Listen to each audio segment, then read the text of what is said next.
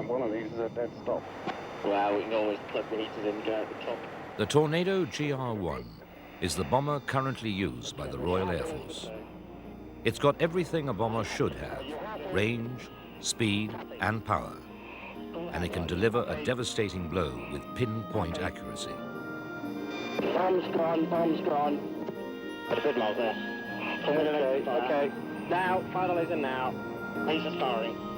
Lasing, it's tracking. Bang! Has it got it? Actually got it, has it ever? Right, through that one.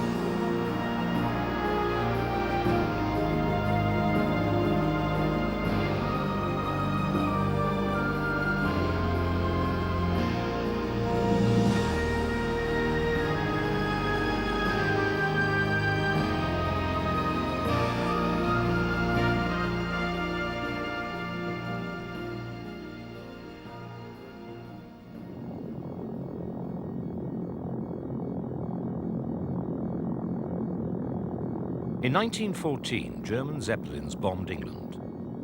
These giant airships took a whole day to reach Britain, but flying at high altitude kept them beyond the reach of British aircraft. By the time they were over their targets, factories and docks, it was dark. From such a height, it was inevitable that many of their bombs missed their target and instead killed and injured innocent civilians. For the first time in nearly 1,000 years, the terror and horror of modern war reached out to British cities and their populations many miles from the battlefield. The Zeppelins had to be stopped. Scared me to death. I was home before them. And as though I told my mother, they're here, and they'd go down into the cellar. And of course these fellas scampered out because they never knew whether another one might be following. The Royal Naval Air Service had been recently formed and been given the job of defending mainland Britain. But their aircraft were too fragile to shoot down the Zeppelins in flight. Instead, they mounted the first British bombing mission against Zeppelin factories in Germany. But the aircraft they used were too light to carry bombs big enough to do any real damage to a strategic target like this. The Royal Flying Corps, on the other hand, were performing what would later be described as ground support by attacking targets useful to the army. By lashing bombs to the underside of their reconnaissance aircraft, they could bomb tactically important targets such as trenches and troop trains. But successes were few. The RFC flew 141 raids during the Battle of Neuve-Chapelle in 1915, and only 3 of them were really effective. To the army, bombing looked like a waste of time.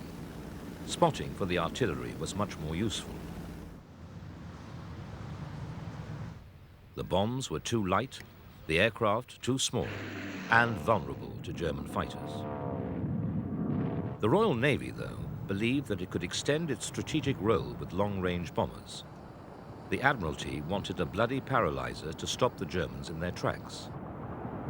In 1917, they got one. The Handley Page 0100 was a giant, but could fly all the way to Germany with 1,800 pounds of bombs. And they had guns to defend themselves. But doubts in the High Command about the value of bombing meant that they were never allowed to fulfill their potential.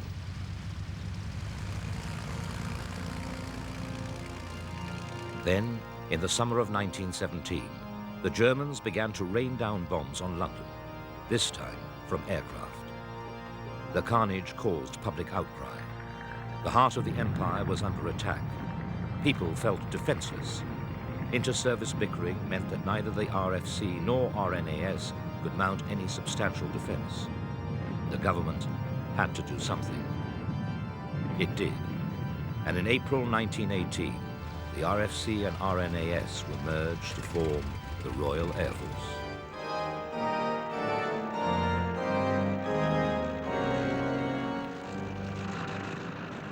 It must have been a very difficult time indeed for all concerned, because the Germans had launched their massive and very nearly successful offensive on the 21st of March and had struck west in considerable force. And here is this new flying service being formed 10 days later on the 1st of April. Major General Hugh Trenchard, who had commanded the RFC in France, was the RAF's first commander. But even he had doubts whether the time was right. He believed the duty of the RAF was to support the army on the Western Front in France. But continued sniping on the home front forced Trenchard to resign within 3 months. He was sent back to France to command the independent force of bombers which had been specially created to bomb Germany. By the end of the war, Trenchard had become a convert to strategic bombing. In the periods of 1920s and 1930s, the perception started to grow that there was a better way of going to war than going to war along a similar line to World War I. And the new way of war, therefore, was to use air power to gain your advantages. And if air power was going to be as effective as we wanted, then it was clear that it had to have all the dimensions, the long range, the potency, and so forth. And many of the people writing of the time reinforced the public perception that air power was going to be this new weapon of war. This replica Vimy shows how far the bomber developed in 4 years. Flying from bases in France, the Germans could easily reach and bomb London. But for the RAF to get to Berlin, with enough bombs to do some real damage, bigger and more powerful bombers were needed. The Vimy was ideal. Although smaller than earlier bombers, it was more powerful and could carry up to 2,500 pounds of high explosives over 1,000 miles.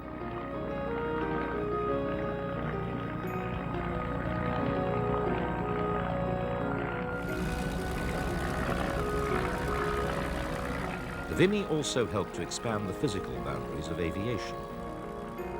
In 1919, Alcock and Brown crossed the Atlantic in under 17 hours.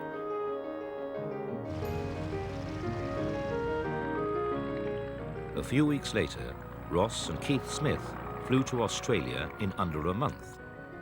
The world was getting smaller and the bombers flying further. That was a milestone in terms of the ability of air power to reach out and attack targets at great strategic ranges. So now, for the first time, anywhere in the enemy country could be attacked at will, and that obviously had a deterrent and a coercive effect.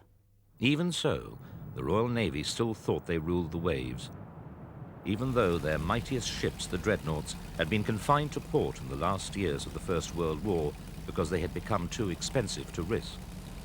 Then, in 1921, an American, General Billy Mitchell, blew a vast hole in their composure by bombing and sinking the captured German battleship, the Ostfriesland.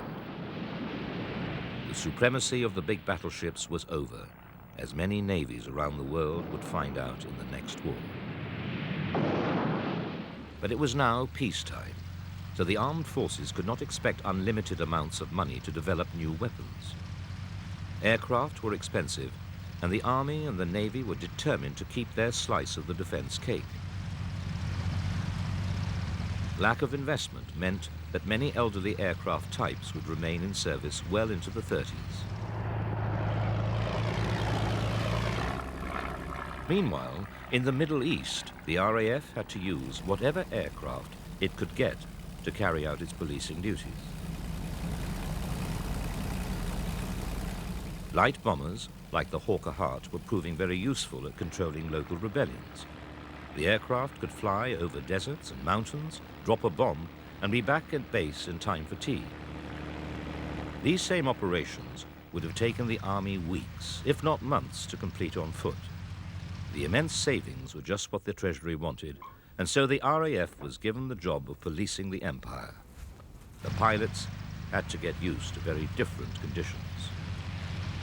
The dust level was such that you couldn't see very far.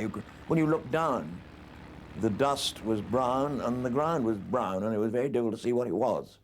And as you were navigating yourself, no navigators, your map reading, it could be a problem.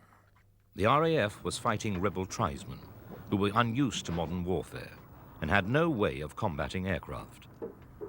They were given warning of impending bombing raids by a leaflet drop which reduced casualties. Even so, pilots who fell into enemy hands had to rely on a piece of paper to save them from a grim fate, castration. You had pasted into the side of the airplane, we wanted in our parachutes, in case we had to bail out. They wouldn't agree with that, or somebody might pinch a parachute, where they promised vast sums of money to anybody who brought you in. And in that relation, they were very big sums indeed, and you got paid, they got paid according to how complete you were when you arrived. If you were fully fit, they got a lot of money. If you were dead, they got a great deal less. And if you were, shall we say, mutilated, they got somewhere in between. The piece of paper itself was known as a goolie chit. The conditions took their toll on the aircraft, but new replacements were hard to come by, and they had to be cheap to produce. The Hawker Hind, which went into service in 1935, was a classic example of the problems the RAF faced during this period. It was cheap to produce because it was based on the Proven Hart airframe, and so no new manufacturing facilities were needed. As a result, it won export orders from air forces around the world. This particular example was brought back from the Afghan Air Force after being in active service well into the 1940s. But essentially, the Hind was no better than its 10-year-old predecessor. They called it a light bomber, but was only really capable of fulfilling this role against the tribesmen. Yet over the next few years, virtually every bomber pilot would make his first flight in a Hind.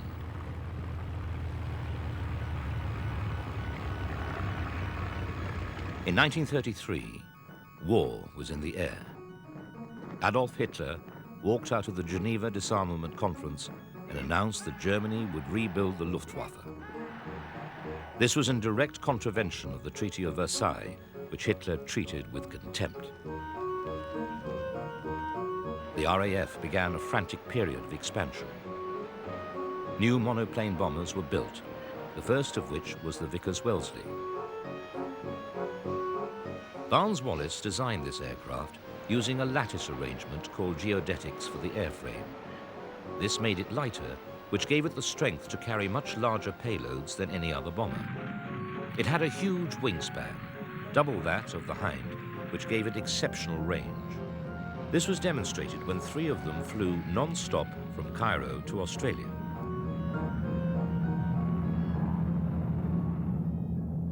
The struggle to modernize the RAF gained a new sense of urgency when the German Condor Legion unleashed a murderous onslaught on civilians during the Spanish Civil War, bombing and slaughtering indiscriminately.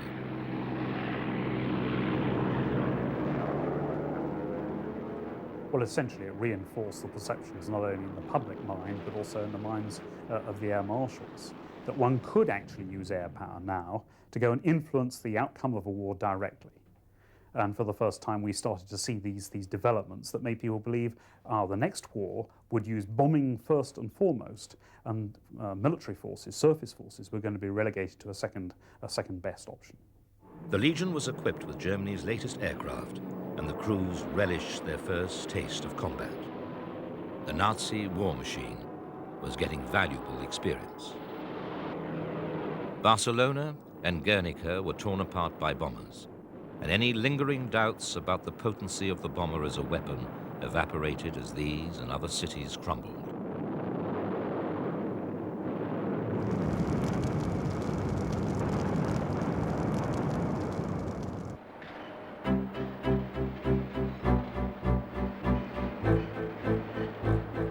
By 1939, Bomber Command was rapidly expanding with new aircraft like the Wellington, in readiness to stop the Nazis in their tracks.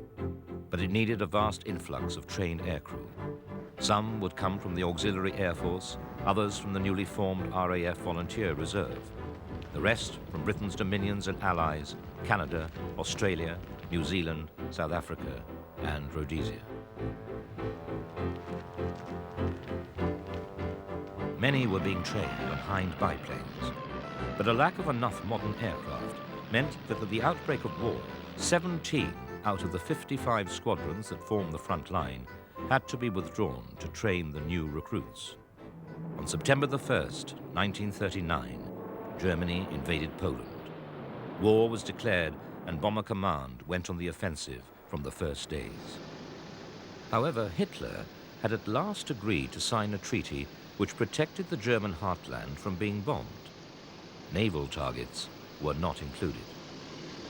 So small groups of twin-engine bombers, unprotected by friendly fighters, flew in broad daylight to attack German shipping and naval installations. The Blenheims made easy targets for the Luftwaffe. A Blenheim is a lovely aeroplane to fly, but it's about as damage-resistant as an electric light bulb. It had no self-sealing tanks or anything, and if you got hit by something or other, practically speaking, you had it. During the Battle of France, the British bomber force was decimated.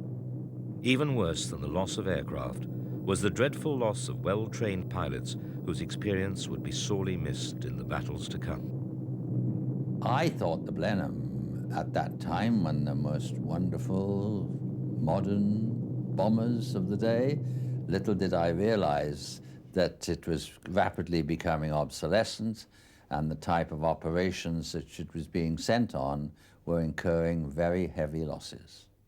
However, Bomber Command continued the offensive by concentrating their attacks on the French harbors holding German invasion barges. At the same time, they were receiving a long stream of contradictory orders. The Navy wanted them to bomb ships, the Army to bomb tank factories.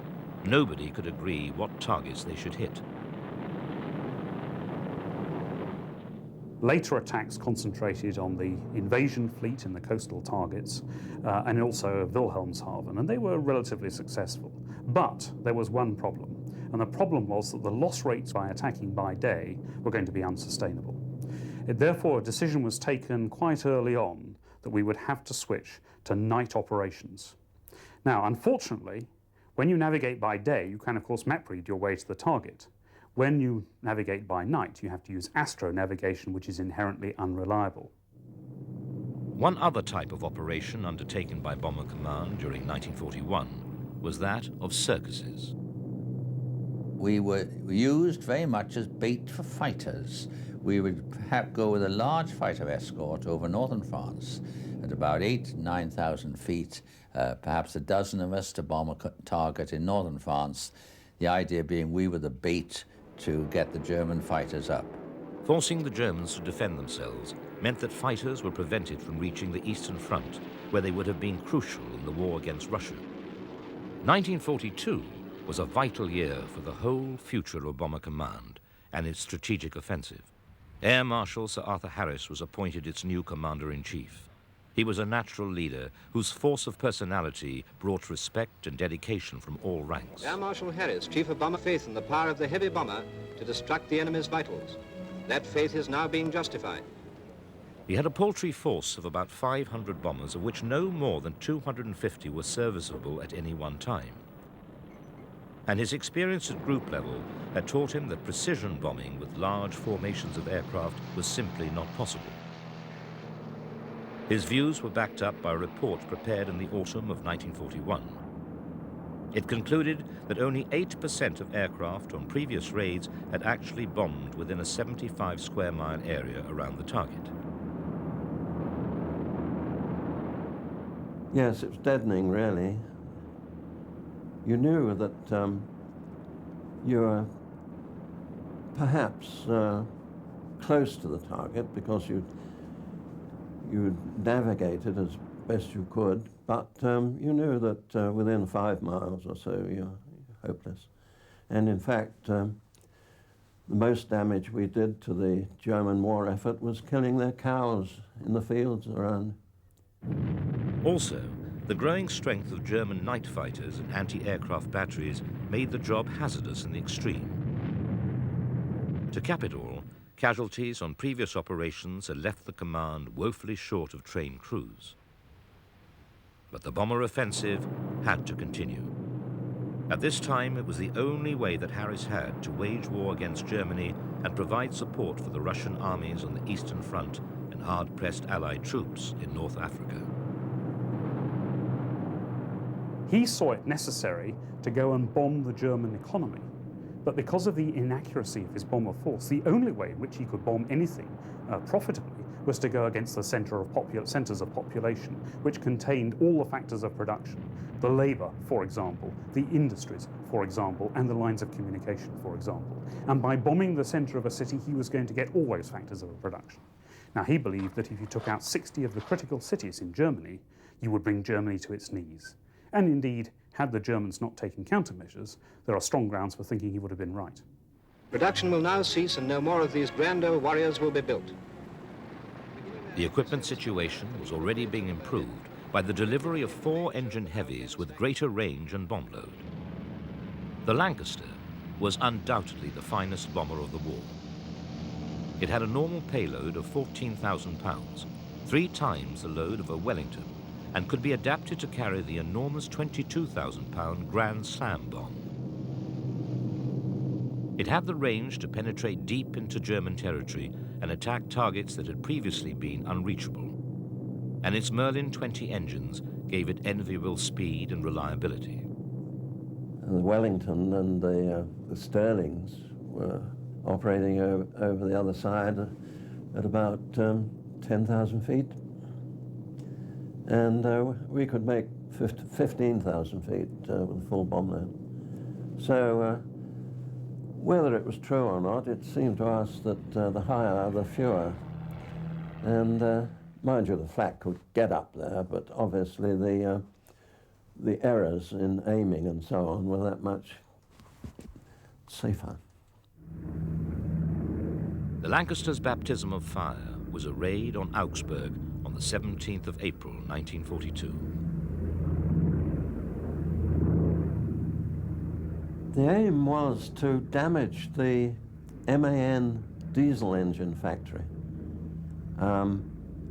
It was a very compact factory and an ideal target. And the real reason, of course, apart from damaging the war effort, was that we were suffering terribly from the U-boat campaign.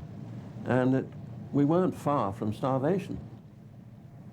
And so they called upon the Air Force to damage the U-boat engine production. Harris wanted to show Bomber Command's capabilities.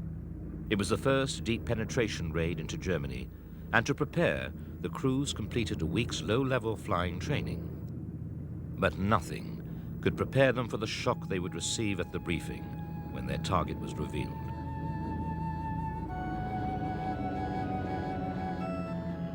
We went into the briefing room and saw the usual tape from base to the target, which stretched all the way down to southern Germany. And everybody roared with laughter. Obviously, they're pulling our legs, you know. And that was the first long raid, and the first daylight, too, with the Lancaster. So when they convinced us that they were serious, we all wrote our little letters of goodbye to our families and went to lunch, and that was that.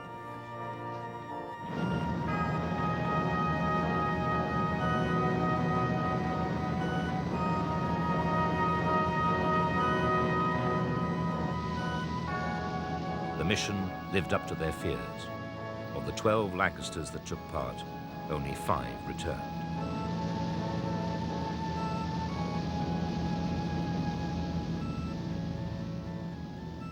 In the dark, a large figure put his arm around my shoulders as I went into the briefing hut, and I used some rather foul language and said, I don't want to do that sort of thing again. And it wasn't until we got into the light inside that I realized it was the air officer commanding. Augsburg had also been one of the first operations where a new electronic navigation aid was used. G was a revolutionary system that used radio waves to plot an aircraft's course on a screen. Although not perfect, it represented a huge advance over the previous navigational systems based on a compass and the stars. G was very good, very accurate, and we were very happy to have it because it helped us to get back to base at times too. But the Germans eventually caught on, despite the fact that the G charts, which you used in conjunction with this radio oscilloscope, the charts were kept in a tubular oven.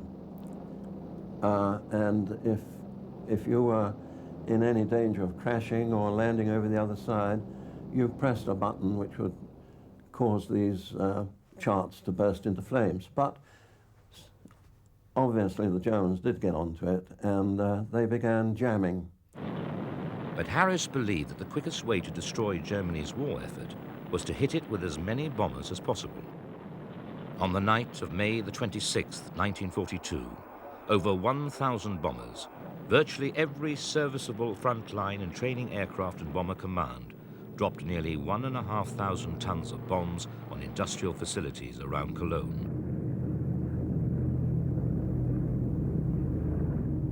The damage was enormous and widespread, and compared to previous raids, a great success.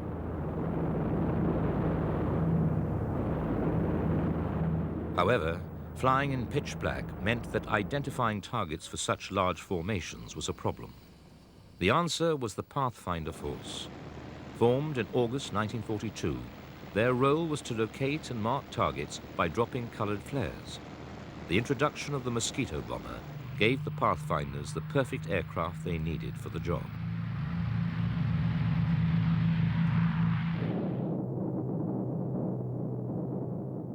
Here was an aeroplane which could fly comfortably on one engine. Now, the previous twin-engine aircraft, you struggled, if you had an engine failure, you struggled to keep it in the air. The Mosquito was fantastic, fast, and initially, of course, we used it very much in the low-level role, which previously the Blenheims had been done. And then that role continued in two group, but when we went into the Pathfinders, from flying as low as possible in them, we were now flying as high as possible. Using a new radar system called Oboe, they were able to fly way above the bomber formations, mark the target, and get away at high speed.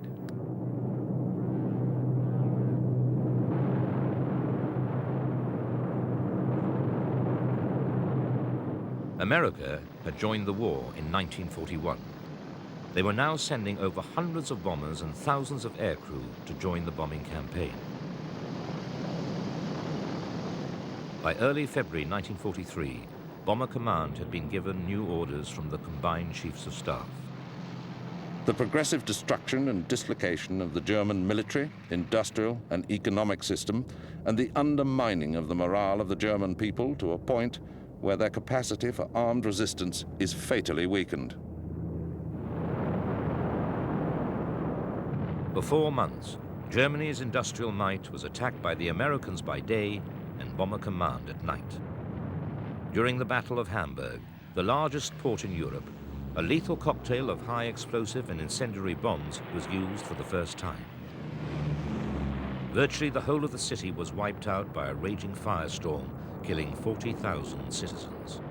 The bombers had brought terror to Germany.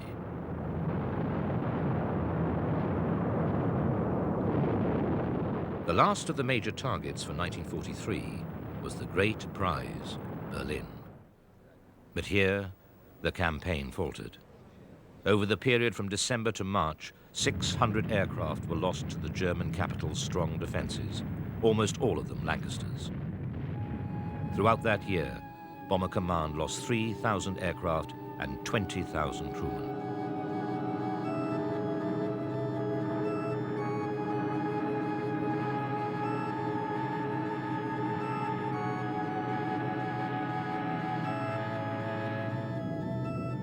In June 1944, the Allies landed in Normandy.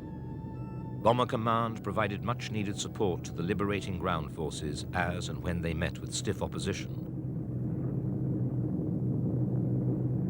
At Caen, the Allied advance faltered. Bomber Command mounted a relentless attack that decimated the city. The bombers were providing close air support for the army on a massive scale.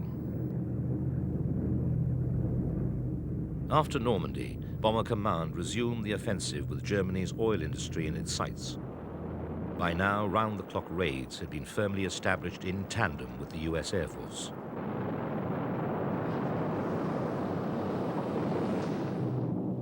What little opposition there was from the Luftwaffe was dealt with by long-range escort fighters like the Mustang, the first with the range to accompany the bombers all the way into the heart of Germany and back.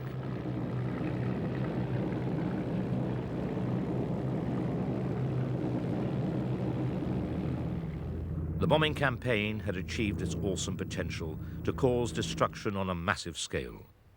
Factories had to be buried into mountains, railways and lines of communication blown apart. Thousands of anti-aircraft guns and crews were kept back from being deployed to the front lines. The bombers could strike with impunity and total air supremacy. The Luftwaffe had run out of fuel. But Germany was still capable of fighting back. V-1 flying bombs followed by V-2 rockets had begun landing on Britain after the Normandy landings. These early cruise missiles brought with them a new terror. Nobody could tell where they might land, and they were almost impossible to shoot down. Bomber Command had to do something. They bombed the main rocket factories on the Baltic coast. We were told at briefing then that if we don't destroy it tonight, you'll go tomorrow night, and the night after, and the night after, because we've got to destroy these rockets. But by now, the politicians were questioning the morality of such destruction. They began distancing themselves from the bombing campaign. A totally devastated Germany was not perceived to be in the best interests of the new Europe that would emerge from the rubble. Although they had played a major role, the bombers had failed to force a German surrender.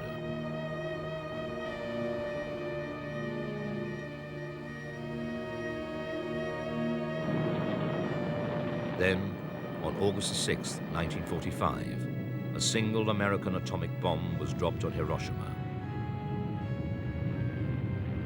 Japan surrendered. Armed with new atomic weapons, the power of the bomber would never again be in doubt.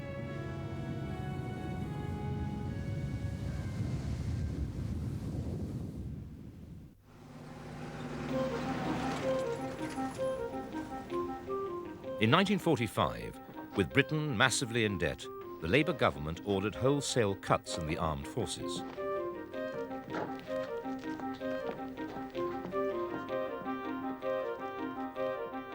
Bomber Command's strength in Britain was cut from 97 squadrons to 24 by 1948. It would have to carry on with aging Mosquitoes, Lancasters and Lincolns. Western relations with Soviet Russia were deteriorating, and the newly formed North Atlantic Treaty Organization, NATO, was standing by for Soviet aggression.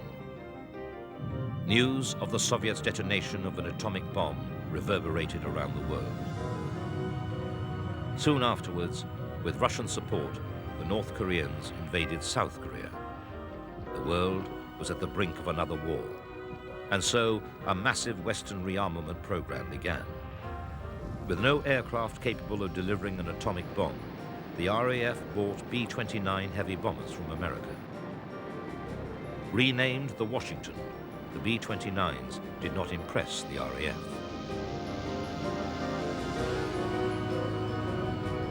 But by the time of the Coronation Review in 1953, the RAF was the largest air force in Europe. Bomber Command had just entered the jet age with the arrival of the English electric Canberra on frontline duty. Although it was popular with air crews, senior officers were disappointed that they hadn't got the heavy jet bomber they now needed. Although it was subsonic, The Canberra allowed the RAF to deploy a jet bomber to Germany, where it would be nearest to the forces of the Warsaw Pact. It was to undertake high-level reconnaissance missions as part of its NATO obligations for many years.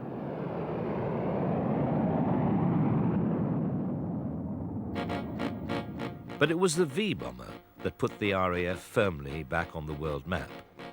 It carried Britain's nuclear deterrent and formed the basis of the country's entire defense policy for 12 years. The requirements of the atomic bomb carriers were very exacting. They had to get to the heart of Russia and back. They had to fly high, 50,000 feet way beyond the reach of Soviet ground defenses. And they had to be fast enough to outrun enemy defenses.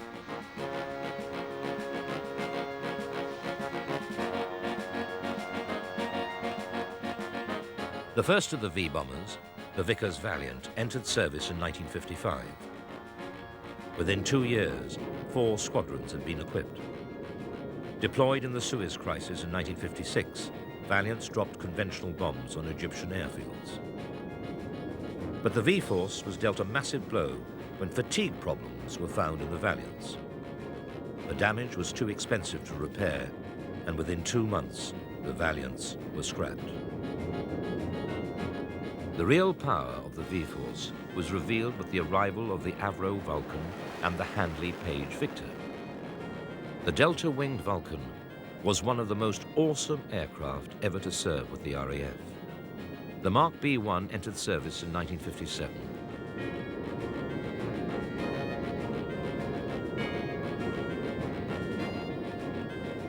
But the uprated B-2 was by far the most effective weapon in Britain's nuclear arsenal. The Vulcan had a range of over 3,000 miles, a top speed of close to the speed of sound, and a service ceiling of 55,000 feet. The Vulcan was an outstanding aircraft. The day we rolled it out on that Saturday morning, and Rowley Fault flew it, the superintendent of flying, and Rowley Fault walked out of that aircraft with just his lounge suit on and his leather helmet, just as if he was going for an afternoon's drive. When he went down the runway, he lifted it, and we thought, oh no, he's not good. And he was up. He didn't lift the undercarriage, he was airborne for 2.25 hours.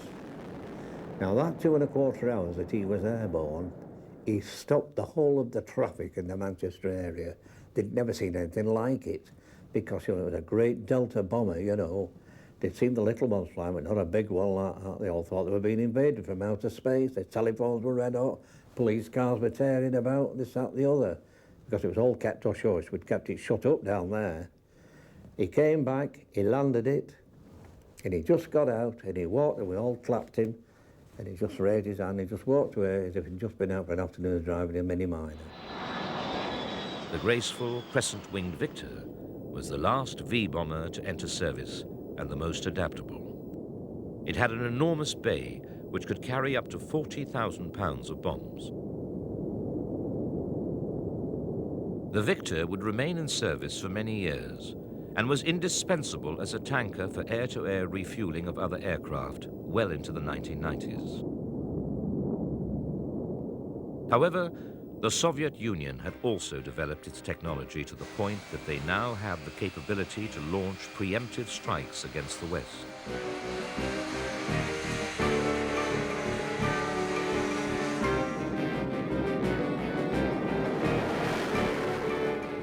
Airfields were likely to be among the first targets hit, and so the V-bombers were dispersed to different airfields in the belief that in the event of an attack, at least some of them would get airborne.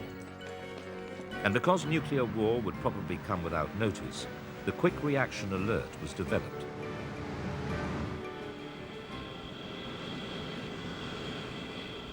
We had aircraft at 4 minutes readiness with crews ready to go with weapons on at any time. I had them in Germany on my Canberra station, 2 minutes readiness, sleeping beside the airplanes, ready to go. And that sort of readiness, which was great for morale because you knew what your requirement was. That sort of readiness, I am convinced, was a big factor in the there not being a war with Russia at the time.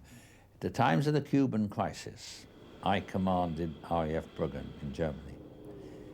And if necessary, we could have gone to war in 2 to 3 to 4 minutes.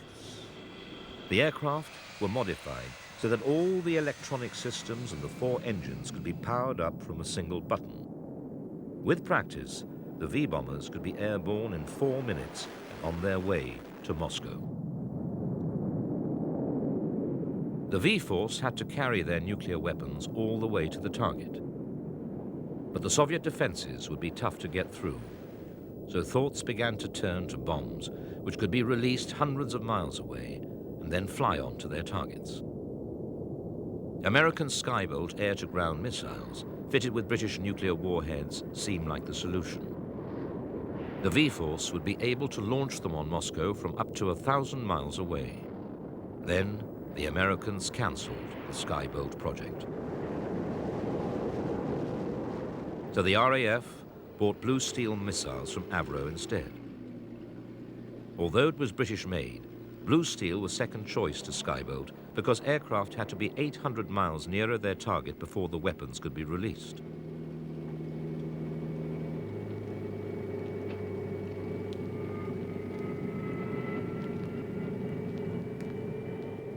Before Blue Steel missiles became operational, a Russian missile shot down an American U-2 spy plane flying high over the Soviet Union. This single event radically altered V-force tactics. Vulcans and Victors had an operational altitude of 50,000 feet. The U-2 was shot down at 60,000 feet. Altitude was no longer a defense. After years and years of reaching for the stars, bombers of the V-force had to relearn hedge-hopping and low-level bombing, so shaping aircraft design in the future. Throughout the 60s, the V-force played a major role in the defense of Britain and indeed Western Europe. But nobody was ever sure if, when the time came, the bombers could actually penetrate the Soviet defense, which now had access to electronic detection systems. It looked as though the manned nuclear bomber had had its day. Ground-launched ballistic missiles now became the nuclear weapon of choice. The V-bombers carried on until 1969. But finally, with the introduction of the first British nuclear submarines armed with Polaris missiles, the role of strategic deterrence passed back to the Royal Navy. This wasn't quite the end of the V-force altogether, because a series of aircraft project cancellations forced the RAF to extend the life of these aircraft.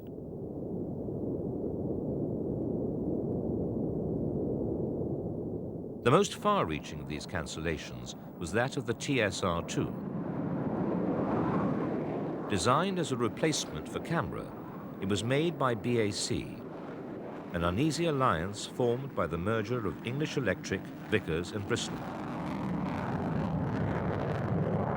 TSR-2 was an extremely advanced bomber which first flew in 1964. However, it was such a complex aircraft to manufacture that the costs soared. The government, under pressure to reduce deaths, cancelled the project.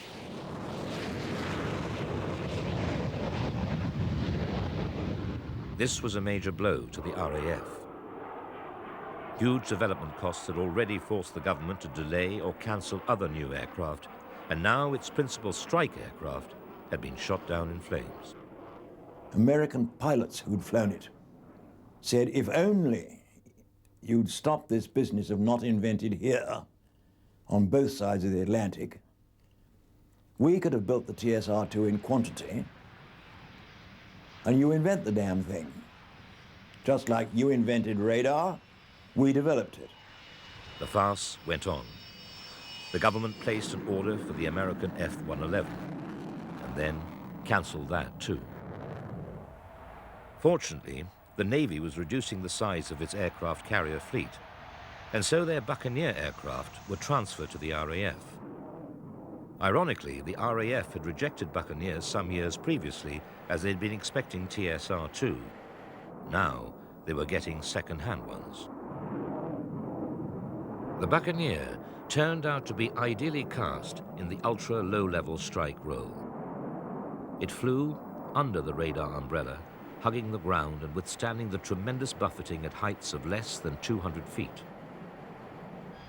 It also had a very long life, still in service during the Gulf War in 1991, 22 years after first entering service. The Buccaneer was the RAF's last purpose-built bomber.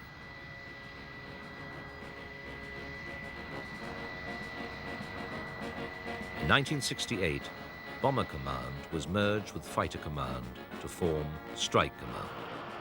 The future of Britain's strike force now lay with multi-role aircraft like the Tornado, designed to satisfy the needs of many nations who also bore the immense development costs. Today, the nature of the dedicated bomber is totally different to the Second World War. New means of guiding bombs to their target mean that the idea of precision bombing is now possible. Long-range bombing can be carried out with cruise missiles, which have the necessary range, speed, and accuracy without risking aircraft and crew. But they are inflexible and can only be used once. Today's bombers have the flexibility to use different weapons against different targets at all altitudes. For this reason, it is still the pilots and air crews who continue to strike hard and strike sure for the RAF. Okay, nice. 5, 4, 3, 2, 1, now. Yeah, impact. Yeah. DH. 16 impact 2. Wrong impact. Well hit. That's we splash now. Well splash. No scaling off, G-star, field of view. Moving across to the end bunker. Flash. Oh dear, that went all up. Yeehaw.